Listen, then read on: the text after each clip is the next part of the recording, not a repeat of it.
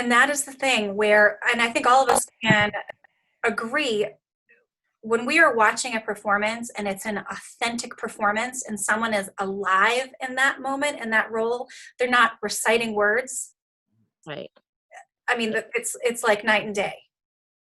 So again, and this prep is so important because a lot of times, I mean, you all know you get an audition the day before and you have to be ready, ready to go. Your audition's the next day.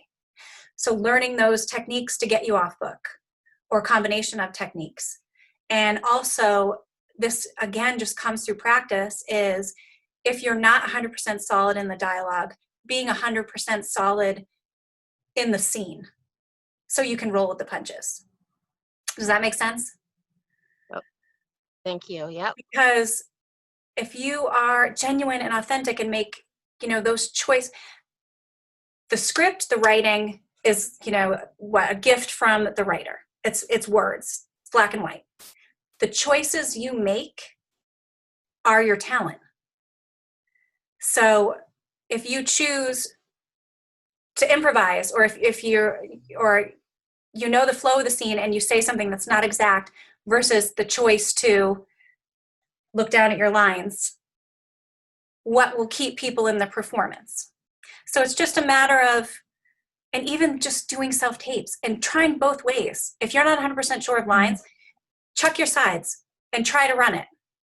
And then hold your sides and then run it again and look at the tapes. Which one seems more authentic, more genuine, more real, a more elevated performance? I mean, all of these things, I firmly believe we learn by doing.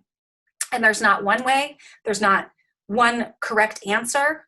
I mean, so different strategies work for different people. And you'll hear people who say, I didn't know the lines, I held my sides the whole time, I booked the job. Does that happen 9 times out of 10? I don't think so. I think actors who book are off book or are confident in their prep and can bring their strengths as an actor to the room, their confidence to the scene. Because it's not only whether or not you know your lines, but it's also your energy in the room. Are you green, or are you confident in your craft? Are you going to be someone who's going to be easy to work with on set, that casting director is confident to send a set?